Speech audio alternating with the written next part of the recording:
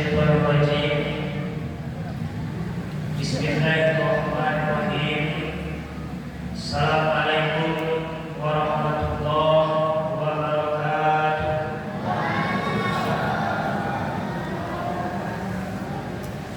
Banyak anak kita tadi kampung, banyak yang mengeluh, banyak yang kurang semangat macam salah. Pare-pare masih banyak yang belum baju baru. Yang enggak ada Torik. Hah? Ya aman. Beribadah kepada Allah. Sudah betul nak poin pelan kita poin. Nak poin itu tetap poin. Baru poin itu poin. Ulang balik.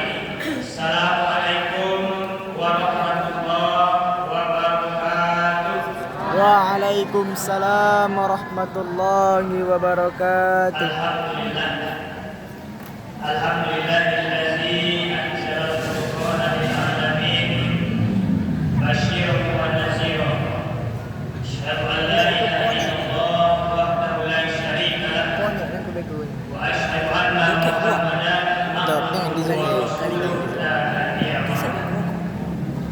Allahumma shalli wa sallim wa barik ala sayyidina Muhammad wa ala alihi wa ashabihi ajma'in. Amma ba'd.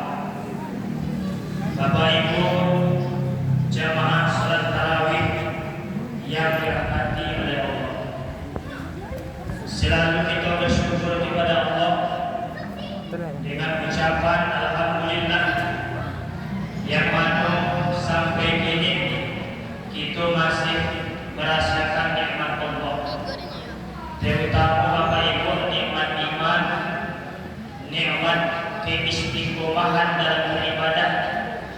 Banyak kita temukan Bapak Ibu, kalau hari akhir-akhir Ramadan masjid puluh hari. Tapi kalau kami lihat dari beberapa hari kami sembahyang di situ, alhamdulillah masjid kaum Mando yang kita cintai selalu ramai. Itu yang perlu kita tingkatkan Bapak Ibu. Tapi malam pertama itu tetap kami tak menganut tak puluh pertama masjid kaum Mando. Makanya Bapak Ibu selalu kita bersyukur karena Indo satu orang mendapatkan nikmat iman itu, mendapatkan nikmat keistiqomahan dalam ibadah. Bapak Ibu, sholat tarawih yang dirahmati. Panjang umur kita Bapak Ibu. Indolah ini iman tidak. Indolah ini yang beribadah kepada Allah sia-sia. Bapak Ibu yang dirahmati Allah, selawat dan salam tak lupa pula kita kirimkan kepada baginda Nabi besar kita, yakni Nabi Muhammad sallallahu alaihi wasallam, yang berupa lafaz Allahumma shalli wa sallim wa barik ala sayyidina Muhammad wa ala ali sayyidina Muhammad. Bapak Ibu yang dirahmati Allah, di situ kami itu tiba mengajar tentara barik.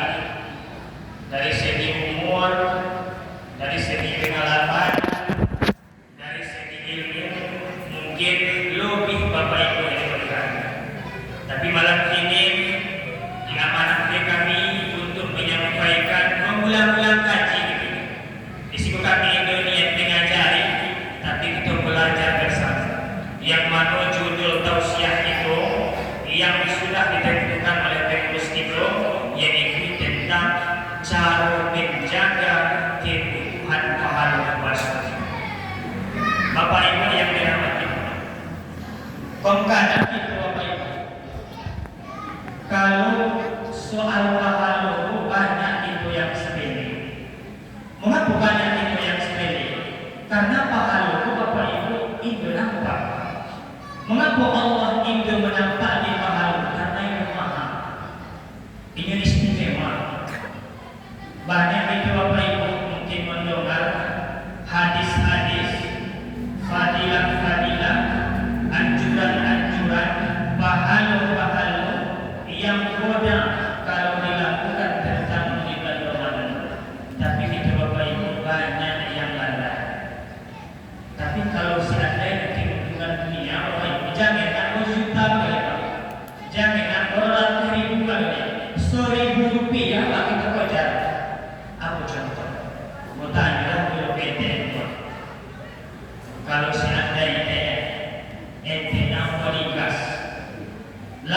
dari sang firman yang manoro tugas utama untuk menikoi todo berarti ente kawa lai kode yang lebih jauh dari rumah ente rogogas lebih murah di situ 20.000 suka mana ente yang doge 25.000 atau dia aku jalan sobo biar lebih jauh sobo 20.000 mana yang murah kan begitu aja. Biasanya itu yang murah itu baca. Nah itulah 1.000 rupiah pun kita baca. Atau contoh lain misalnya pengumuman dari bupati itu membagi THR di Osojek itu Osotio yang datang di akhir sejuta tanpa memandang status baik laki-laki produksi, pelajar, duda, jatuh, musik yang kaya, setiap yang datang di akhir sejuta dengan syarat datang itu berkumpul ke masjid jam 2 malam. Batas waktu pembagian 50 cuma 15 menit. Pada ada itu setel ala web itu 5 bapak cara supaya itu bangun jam 2 menjopek pitih kemarisan kata. Ya tidak. Kalau itu menapik itu. Ya tidak boleh. Dengan waktu cuma 15 menit. Mereka kita mau mengajar kehidupan dunia. Tapi kalau kehidupan akhirat Bapak Ibu karena ini masih dirahasiakan Allah, maka itu Indo banyak yang tergiur dengan ini. Maka bersyukur kita Bapak Ibu walaupun di akhirat puasa dibuat judul ceramah untuk kita tentang bagaimana cara kita menjaga kehidupan pahala puasa. Bagaimana agar pahala puasa kita Bapak Ibu Indo berkurang sebetulnya. Setidaknya Bapak Ibu lain itu dalam menjaga kehidupan pahala puasa. Yang pertama dengan menjalankan semua kewajiban. Yang berkata orang lain puasa sembahyang itu puasa lain baik. Setelah puasa sembahyang ada kesakitnya itu banyak orang yang berkata tadi nanti jualan anak itu sholat itu tiang agama. Kalau seandainya tiangnya dikokok bisa berkuncian sampai bagaimana status orang yang puasa Bapak Ibu tapi itu sembahyang. Banyak ulama-ulama itu banyak kembali kita menyampaikan as-sholat imanudin. Nah itu yang disampaikan sholat adalah tiang agama. Kalau dikatakan sholat tiang agama Bapak Ibu berarti pahala puasa orang yang hidup sembahyang tadi rusak. Apakah puasanya sah? Puasanya sah, tapi itu mendapatkan pahala sendiri. Kam min sholimin laisa lahu min siyami illa al-jawab. Banyak hamba Allah yang puasa tapi Indo mendapatkan pahala sepuluh kecuali hanya rasa lapar dan haus saja. Itu yang pertama. Lain pula ulama-ulama itu menjadi Bapak Ibu as-sholat miftahul jannah. Sholat adalah kunci surga. Kalau kita berdalil sholat kunci surga, bagaimana status orang yang puasa tapi disembahyang dari Bapak Ibu? Sama Bapak benar mungkin ada benar mungkin berlipat. Walaupun ratusan juta pitih itu di ATM tadi bayangnya saja. Lah bermiliaran pitih itu di ATM tadi bayangnya saja. Tapi kalau Indo lain kunci untuk mengambil pitih tadi, banyak orang ini Indo lain pitih, Indo lain sandi, Indo itu bisa pitih doanya. Baiklah nanti banyak itu nanti mengadu kepada Allah. Ya Allah, mana pahala zakat? Ya Allah, mana pahala puasa? Ya Allah, mana pahala haji? Ya Allah, mana pahala sedekah? Dilihat ke Allah lalu ibu pahala itu di ruangan terkunci. Itulah pahalanya, bukan ada yang sholat. Karena sholat bukan masalah kedalam-dalamnya. Betul.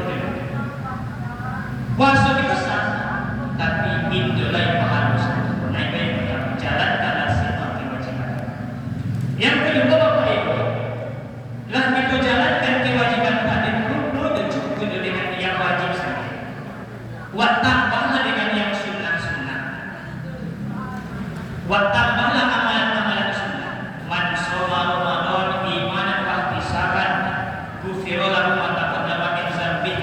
Hadis sahih. Siapa yang bersungguh-sungguh puasa di bulan Ramadan dengan syarat iman dan mengharap ridho Allah, apa ganjarannya Bapak Ibu? Ganjarannya diampunkan dosa kita yang telah kita lalu. Hadis bersepakat dengan hadis itu. Itu bisa puasa sama dengan Bapak Ibu. Man qoma Ramadan imanan wa ihtisaban, imanan wa ihtisaban, ghufira lahu ma taqaddama min dzambihi. Siapa yang mendirikan malam-malam Ramadan dengan syarat iman dan mengharap ridho Allah, maka ampunkanlah dosa yang telah terlalu. Maka Bapak Ibu, selain kita menjalankan yang wajib, kita jalankan juga yang sunnah-sunnah. Banyak sebenarnya yang sunnah-sunnah. Jadi karena waktu kita terbatas, setidaknya hari tiga jangan kita tinggalkan. Yang pertama Bapak Ibu, jangan kita tinggalin membaca Al-Quran. Itulah karena teori bahasa biasa dia ya. Kalau kita baca Quran surah Al-Baqarah ayat 185, Syahrul Ramadan allazi unzila fihi al-Qur'an. Bulan Ramadan bulan di mana Al-Qur'an diturunkan. Kita buka balik sejarah Bapak Ibu. Al-Qur'an diturunkan dua fase. Itu rinci balik kejelasan bias ini yang paling menjadi pertama. Al-Qur'an turun dua fase. Fase yang pertama Bapak Ibu turunlah Al-Qur'an lengkap 30 juz. Lengkap 30 juz, tapi disimpan dulu. Di mana disimpan? Disimpanlah di Allah di Baitul Izzah, di langit dunia. Kapan terjadi? Terjadi pada malam Qadar. Itu sama-sama tahu Bapak Ibu, malam Qadar itu hanya terjadi satu kali dalam setahun, yaitu pada bulan Ramadan. Yang kedua Bapak Ibu, fase yang kedua, turunlah Al-Quran secara bertahap. Yang pertama sekali turun kepada Nabi kita bertepatan pada 17 Ramadan di rumah dikenal dengan Nuzulul Quran. Maka dari dua peristiwa itu Bapak Ibu, ya, Allah memerintahkan kepada kita agar banyak-banyak kita membaca Al-Quran. Tapi jangan baca Al-Quran di bulan Ramadan saja. Kadang kita kalau bulan Ramadan bisa sesuai. Tapi di luar Ramadan setelah berlaku ini Al-Quran berapa Al-Quran dibuka. Kadang kita Bapak Ibu boleh buka ya. Kemohon maaf lebih tinggi boleh dompet pakaian dalam daripada dompet Al-Quran. Pakaian dalam lihat ya, Al-Quran itu kan baju di bawah. Kan pinjol lain ada di Al-Quran. Maka bulan Ramadan itu kan bulan pendidikan. Bulan Ramadan itu kan bulan pendidikan. Banyak kita membaca Al-Quran di bulan Ramadan, di luar Ramadan pun sekurang-kurangnya seharap yang membaca. Yang pertama. Yang kedua, jangan kita tinggalkan sembahyang sunat yang 12 rakaat. Baca Nabi, siapa yang selalu sholat sunnah 12 rakaat, maka dibangunkan untuknya suatu tempat di surga. Yang menjadi pertanyaan ini kita makan, sholat sunnah 12 rakaat. Apakah sholat sunnah tahajud? Apakah sholat sunnah tarawih? Apakah sholat sunnah duha? Rukun Bapak Ibu, sembahyang sunat 12 rakaat, sholat sunat rawatib yang diangkat. Marilah kita itu Bapak Ibu, ompet rakaat sebelum subuh. Ompetnya 2 rakaat sesudah subuh. 2 rakaat lain sesudah maghrib. 2 rakaat lain sesudah isya dan 2 rakaat lain sebelum subuh. Itulah itu. Ompet rakaat lain sebelum subuh. 2 rakaat sesudah subuh. 2 rakaat sesudah maghrib. 2 rakaat sesudah isya dan 2 rakaat sebelum subuh. Kadang kita berdua, saya kita mulai mengkabar sembahyang kita yang dia 8 rakaat. Bahkanlah ini sudah saja 20 rakaat sampai. Tapi sholat sunnah setelah isya sengaja ditinggalkan padahal 2 rakaat. Banyak ulama-ulama kita mengatakan Bapak Ibu, indolai sembahyang sunat yang bisa mengalahkan fadilah sholat sunnah rawatib yang 4 rakaat. Kalau sunat rawatib dibanding dia sholat sunnah sesudah isya.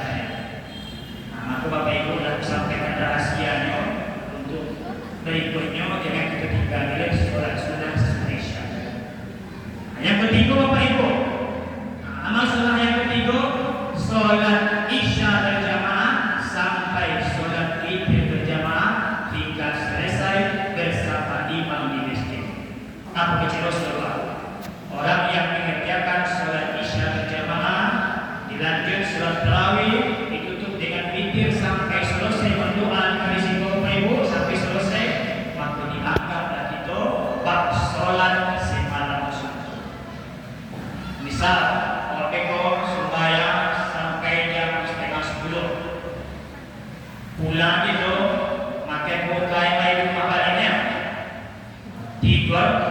Waktu kita tidur lupa, waktu kita tidur itu masih baik pahala kita yang mengerjakan sholat tadi.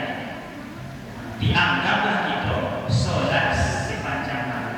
Yang ketiga, lama-lama sudah kita kerja yang wajib, kita tambah dengan yang sunnah, cukupkan dengan itu.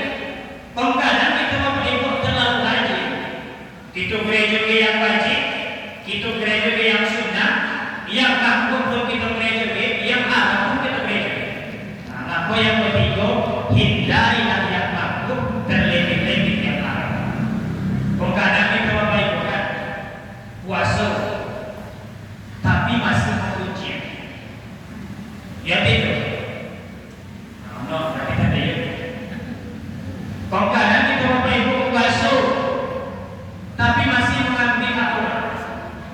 Itulah yang ada apa itu kita nak minta ibu kita nak minta daun salam, daun masak. Kami ada. Dia baru minta kunci orang apa?